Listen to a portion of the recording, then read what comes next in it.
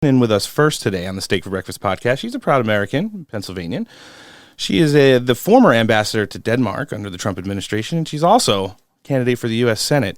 Carla, thanks for joining us today. Thanks for having me. I'm so happy to do this very quirky sounding podcast, Steak for Breakfast. How did that get that name? So before Noah and I joined the show a few years ago, back probably in 2019, there was the originator of the show, and it was more of a variety, kind of like a Joe Rogan-ish vibe. They talked politics, but also talked sports, barbecue. They did some beer reviews, and then, politics started heating up, and Noah and I jumped in, and then it's kind of snowballed into what it is today. I guess we just get a whole lot of politics done, and fortunately for us, the name is kind of an algorithm beater by all the social media censorship out there. They see the title of our show and they just kind of breeze over it, even though we have on all the people that get canceled on everybody else's program. So that's terrific. Yeah, especially for some of our spicy episodes, like when we get Patel in here talking about January 6th and all this stuff going on with the Biden administration. It's pretty. How much do we love Patel? So much that he's coming back with Amanda Milius next Tuesday. I love Cash. In fact, so quick story.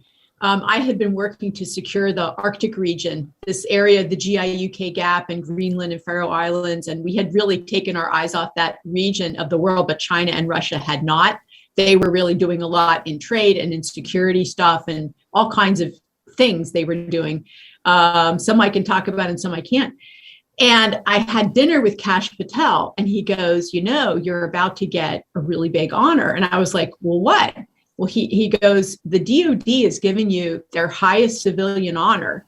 It's a really big deal. Like presidents get this. And I was like, no way. And he goes, yes. And it was literally just a little over a year ago that I found this out. He is such a great patriot. What he did with Devin Nunes, uncovering all of the corruption, was tremendous. He is one of the greatest patriots. He deserves like a Medal of Freedom from the president. Yeah, he certainly does, and we love when he comes on the show. He's been a recurring guest for about a year now, and we've become pretty good friends with him. He's a great guy, and definitely, like you said, one of the biggest patriots out there. He just loves this country and is going to do anything to, stand up for it. He goes outside the box a lot with his organization, and he's just starting another one right now. It's going to be helping out, I think, people in the military and federal service who are undergoing what he considers not justified firings for the vaccine mandates and stuff like that. It's good to see somebody out there that's just continuing to work once he's done with his service inside the administration. It's definitely solid. Consequently, like you are right now. So let's talk about that. So how's everything with the campaign going right now? We've seen quite an uptick in the battlegroundedness of the state of Pennsylvania over the last few weeks. It's really starting to heat up there. How's everything going with the campaign? The campaign's going great. And we are creating this grassroots army across the Commonwealth. I mean, it's a big Commonwealth, right? Pennsylvania, about 12.5 million people. It's I think it's probably the fifth largest economic state in the country, I believe. And it's been going in the wrong direction for about 40 plus years, where a lot of jobs and companies literally moved to Asia and other countries. They moved production, they moved the jobs basically. And over the decades, that's really hollowed out a really prosperous place, Pennsylvania. And so my mission is to bring prosperity back, to change the direction, the course of Pennsylvania, working with whoever is elected governor, bringing opportunity, highly skilled jobs, jobs that people can stay in the Commonwealth and raise their family on one earner salary. That would be the goal. And then also make sure that we welcome companies. And so that at the federal level and the state level. And I want to be Pennsylvania's energy senator. I've been saying that since I've been running. And now I called on the main stage of CPAC about 3 weeks ago, and I'll say it on your program. I'm calling for Operation Warp Speed for American energy to bring back American energy dominance. What Joe Biden did is in 1 year, he undid our progress on energy. So we can put it back in 1 year. And if we can harmonize the federal regulations and state level regulations and the permitting, we can really at lightning speed harvest and put the pipes in, move the energy around so that we don't have to buy blood energy from places like Venezuela, Iran, and Russia. And then we should pipe some of it to our coast and send it to our friends and allies so they're not buying Russian energy, we can see how destabilizing that is. Sure, it certainly is. It's one of the things that continue to confuse us even to this day on this show. We had saw going into the 2020 presidential election, Joe Biden, for the very few places he did campaign, get out to places in Pennsylvania and have some really bad sound takes on at some of the events he was hosting, telling blue-collar men and women, people who were in the energy sector, right to their faces that he was going to literally cancel their jobs and then somehow won that state. It just makes very little sense to us still to this day, and is definitely one of the things that we know all the people who are running for, like America First seats and positions in his state are going to hold him accountable for. Absolutely. Joe Biden and his administration's war on Pennsylvania energy and Pennsylvania farmers, and I just also nationwide war on our energy and our farming is really astonishing how much overreach this administration and the leftists in America are overreaching. If you look at the Green New Deal regulations that they stuffed into these big multi-trillion-dollar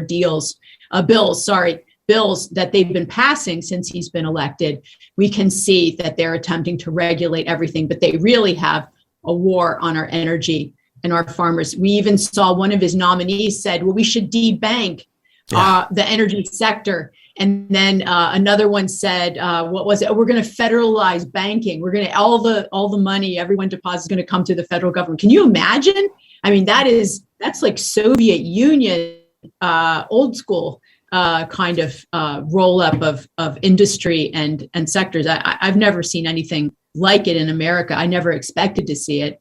But what really matters here in Pennsylvania, I would say, is when people go to the gas station and they're filling up their tank, and it's almost double what it was just a little over a year ago, and they still have to buy food and everything at the grocery store because of the inflation that Biden caused.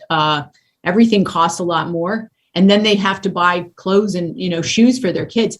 I don't know how our working families and our seniors on fixed incomes are doing it, because it's so horrific what this administration has done just in a little over a year. When people are filling up their tank, if your listeners are in Pennsylvania, if they're filling up their tank, I really want them to think, who's going to lower the cost of this gas that I'm putting in my car? Because I'm the one. I want to be Pennsylvania's energy senator. I worked on these issues as the U.S. ambassador. I know what to do. And we already know what to do because we were doing it under the previous administration.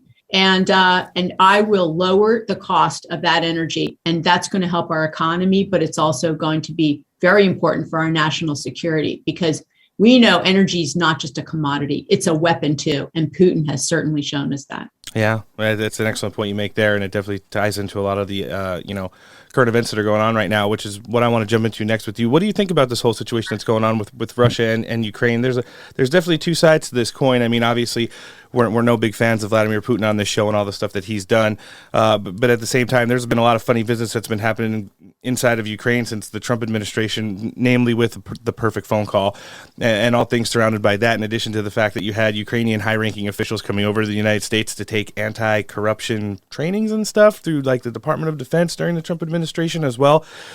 It's kind of spiraled out of control. We see a lot of it's a combination of chest puffing and virtue signaling from people on both sides of the aisle. But surprisingly, it's pretty funny to see some of the people in D.C. literally calling for the assassination of other nations' presidents and unprovoked attacks of their military while operating inside of a war zone of another country. What's your whole take on the whole thing, and where do you see this eventually going? All right, that is a lot to unpack. I'm sorry, but I'm going to try to tackle it. First of all, many countries have been working with Ukraine to help them to fight corruption. The United States is one. Denmark, where I was working, is another. So, I was briefed by Kurt Volker before I went, because these are important issues that the United States really takes the lead on, and our allies help. Ukraine is one of the most corrupt countries in the world. And unfortunately, or fortunately, we're now aware, and we were during the 2020 election, that Joe Biden's family, Hunter Biden specifically, has been profiting, and the Biden family, from their interactions in Ukraine. There's corruption. We see there's corruption with Russia as well, and China. It's all coming to light. And now the New York Times even said, well, yeah, it's all true. Yeah. There was so much election interference by Twitter, by Facebook. Mark Zuckerberg, he interfered with the election, not just with the Zuckerbucks, but suppressing that New York Post story about that laptop. Mm-hmm. But we also had former intelligence agents, even the heads of the agencies, come out before that election and say, oh, this is Russian interference. They interfered with the election too. They have to be held accountable. What they did is wrong. It should never happen again in America. What the, I will just say, bureaucracy, or the, I'll just say the bureaucracy, what the bureaucracy, the blob, did to Donald Trump, and then to help bolster the current president, unbelievable. And it should never happen again. But getting back to Ukraine, of course, we don't want to assassinate someone, the leader of a large country. Are these people thinking through like the unintended consequences that happen? We watched when Hillary Clinton went in, remember? Yeah. Susan Rice and Valerie Jarrett, and took out Gaddafi, and what that led to. You have to think and also it's not the right thing to do. There are better ways to get things done. I like so I won't go into Soleimani, what President Trump did. But anyway, what we need to do is make sure we don't get dragged into a war, a NATO war with Russia, with China backing them up. That would be a terrible situation. This is not our fight. This is Europe's fight. And we're certainly helping with training and weapons and aid. But this isn't America's fight. And I, again, just calling out President Joe Biden, if he hadn't turned on that Nord Stream 2 pipeline and lifted the threat of sanctions, which that Russian gas pipeline, my team and I blocked that. The only place it wasn't built was in Danish waters. And then when the issue with being in Danish waters, when we couldn't press any further, we had the threat of sanctions. So it did not get completed the whole time I was at post. And then we know the story, what happened. A few months after Biden was elected, he said, go ahead. But on day one of his administration, he killed that the Keystone XL pipeline, and 11,000 good paying jobs. So what I see from this president is he's really at war with the American people, American values, American energy. And, that's why we have to elect America first senators and congressmen this year. And then in 2024, a Republican America first president to stop the damage that's being done to our country and the world. Yeah, I like how you sent that back to me. You gave me quite a lot of stuff to unbox back myself, and we're going to walk through it right now. As far as foreign policy goes, you are 100% right, and that's the way we've been breaking it down since before this conflict started, because you could see it coming from a mile away. And it's one of the things with the assault on our domestic energy sector, combined with the leniency and lack of leadership everywhere from the office of the president all the way down to the Joint Chiefs and the people that serve under them, led to this disaster. And now we have it to where we're at a point to where some of our most common allies are not even answering the phone when we're calling to try and work on things diplomatically with them. And then in turn, working with some of our, they're not enemies, but adversaries on the global stage when it comes to oil, when it comes to, defense issues and where they're buying their weapons from and stuff like that. And it's just pretty interesting to see, the way things are kind of unfolding right now. But we do 100% agree with you. And that's actually been a lot of the narrative that we've been holding on this show. Both nations have a lot of issues. Both nations have gone through a lot, but this is Europe's fight. This is for us to, lead by example, to lead by being a strong nation and knowing that we're going to have these other countries who are, in close proximity to the region's back in other ways we can. But, calling for A-10s to attack parked Russian convoys and for the assassination of Vladimir Putin is definitely not how, you're ever going to get things done, which, is one of the questions I want to lead to next. So you mentioned America First candidates, and there's a lot of them running. You're definitely one of the top ones, and we see some of the battleground states, the way they're kind of shaping up. We see some assaults coming from the establishment GOP in states like Missouri, Arizona, Ohio, Pennsylvania especially. Candidates who don't necessarily align with President Trump are getting more support from the establishment GOP in Washington, while Donald Trump continues to promote, people in places like Arizona, Ohio, and of course in Pennsylvania with yourself as well. What do you think that the big deal is here. I heard you say the blob. Our audience knows it a little bit differently. We call it the administrative state, and how much that can gum up the works. We saw it from the start of the Trump presidency when they collaborated with the Republicans, and then after the midterm elections in 2018 to work with the Democrats to do whatever they could to slow down Donald Trump's agenda, even though he was able to get more stuff done than probably any other president in modern times. 100%. Yeah, what do you think this big pushback is from the Beltway? Is it fear of losing power? Is it, okay, the America First movement seems like a good idea, but now there's so many of these candidates out there. There's a bunch in the Senate, probably, a dozen that are running right now. There's dozens in the House, and we've had so many of them on the show. What do you think it is that's scaring the people over there? Well, I think it's complicated. So every person in my race on the Republican side is saying that they're America First, which is hilarious because some of them are Jeb Bush Republicans. Yep. Some are former Democrats until recently. What we know is that there's only one America First candidate in Pennsylvania.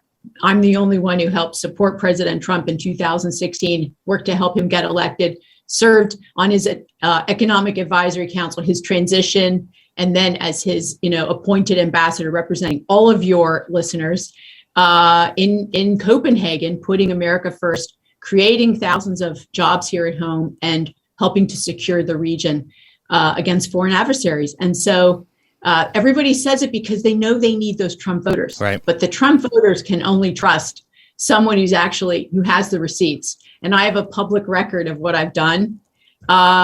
Nobody else does. And I think, I am a staunch Republican lifelong, and I've helped get every single Republican president elected since I've been an adult. I mean, whether they won or not, I worked for them. I raised money. I contributed. I worked in the trenches, and and a lot of them, elected or not elected, unsuccessful, did not put America first. They were globalists, and we see it by the fruit of what they do. And so I believe that American Republican voters have rejected globalism as a group. We have a small minority, the Jeb Bush Republicans, who love it because they profit from it. But as a matter of fact, that's why Pennsylvania's cities and towns hollowed out, was the globalists. And the federal and state administration, how they incentivized companies to move their production offshore. And what happened is we had unbelievably good jobs here in Pennsylvania and a thriving economy where one earner could support a family really comfortably. Now it takes two earners. Wages haven't kept up. Jobs and companies moved away. That's what President Trump worked to turn around. And I think he created around 750,000 new manufacturing jobs. New. That's what I want to be, is the America First senator. And voters can trust that that's what I'll do, because that's what I've always done. So I'm not going to be, I'm not going to get into office and then say, oh, well, that was then and this is now. Not at all. I'm going to put the farmers and the folks here in Pennsylvania first, because I have a servant's heart. I'm ready on day one to be in the Senate. Nobody else is. Nobody else worked on like the foreign policy issues, worked with NATO. I worked with NATO and the Pentagon over and over again. It was ongoing work, working with the Senate Armed Services Committee, the Senate and Congress, in order to get good things done. And so if I believe these are serious times, because we are at war and we have a weak leader of the free world leading from behind. It requires a serious senator, serious candidate, someone who understands the issues. There's no time to get up to speed and ramp up. We're going to have to get our arms around this on day one. And I'm the only one that is there for that. We agree with you on that narrative. Ambassador, last question I want to ask you. We've done a lot of the math in regards to the midterm elections. We've had some experts come on the show. Boris from the War Room has been on with us most recently, and we kind of broke down some of the things. We went over some of the top House seats, and then, of course, the hottest Senate races.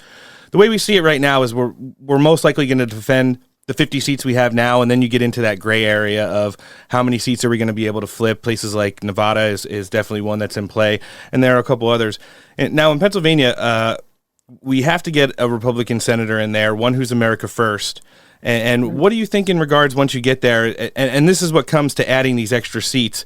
Is it time for a real change in leadership in the Republican Party at the Senate level? Well, first of all, in my race in Pennsylvania, there are 3 of us in double digits. Yep. 2 guys. They're a different lane than me. My lane is bright and it's conservative because I am the pro-life, pro-First Amendment, pro-Second Amendment, constitutional conservative, and I will say America first, businesswoman and mom and Christian as well. And that's important in Pennsylvania. Voters care. The other 2 people in double digits are in a different lane. I'll just call it a more traditional or different kind of Republican lane. So looking at the race here in Pennsylvania, there's a lot of attacks going on by some of my opponents, attacking each other publicly. And I'm focused on the people here in Pennsylvania and what they need. I'm a problem solver and I'm ready to roll up my sleeves and work for them. How do I see it?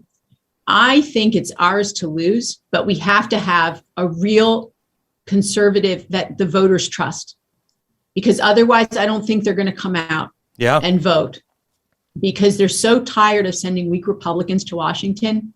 And then they're watching us lose our country because the left is relentless. It just keeps taking, and Republicans keep, they kind of step on their back foot and they keep compromising. Mm-hmm. And then we see them with women's sports. We see them with trying to sexualize our little children, with even this new Supreme Court justice. Like the left is relentless and the right seems to try to go along to get along. I'm sorry. It is our turn to take back our great country, to protect our culture and our heritage, to protect our constitutional rights and our liberties, which are so under attack. Just look at free speech for one.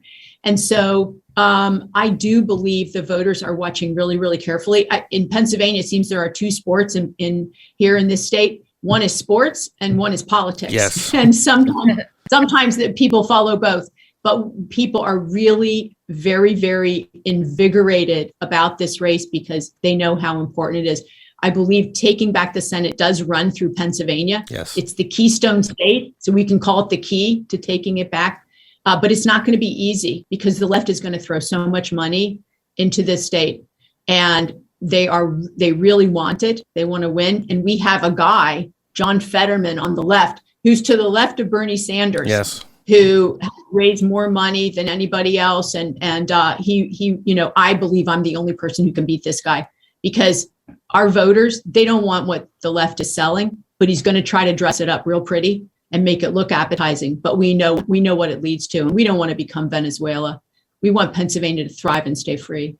Sure, that makes a lot of sense to me. And can I say my website to you? Yeah, I was just going to ask you now. Say was awesome having you on with us today for a first time. Obviously, we're going to keep tracking you and supporting you as we've been doing, since you jumped in this race here. And hopefully, after the primary season, as you're heading into the generals, we're going to be able to get you back with an update. But before we let you go, we want to be able to direct as much traffic as we can to help you. Your social medias and campaign website, please. Yeah. So my website is carlasands.com. carlasands.com. And if you're in Pennsylvania, I'd love it if you'd sign up to volunteer. We need door knockers, people to do phone banking or helping with Get Out the Vote. I'm also really engaged with the faith community. My parents founded a church in our living room when I was a kid that now has thousands of members. And so we're very engaged with the faith community here in central Pennsylvania and now in the West as well. So I hope that if they're involved in their church and they want to talk to people about volunteering, I'd love it. And then we also are on Twitter and Facebook and Instagram. Follow us, and we need your help. I can't do it alone. I need your listeners' help also to finance this, because Pennsylvania is a big, expensive state. So anything anybody can do, throw our way. I appreciate it. Yeah, we've got a really interactive listenership, Ambassador, and it'll be great to see them finally jumping on and getting in there to support you. We're going to live link everything in today's show description, and then we're going to put a standalone clip from this interview with you up a little bit later in the week. Thank you so much. It's really great to talk to you guys. Yeah, and we look forward to having you back at some point in the future. This is the former ambassador to Denmark and current America First candidate for the U.S. Senate, Ambassador Carla Sands. Thanks for joining us today on Steak for Breakfast. Thanks so much. Bye now. All right.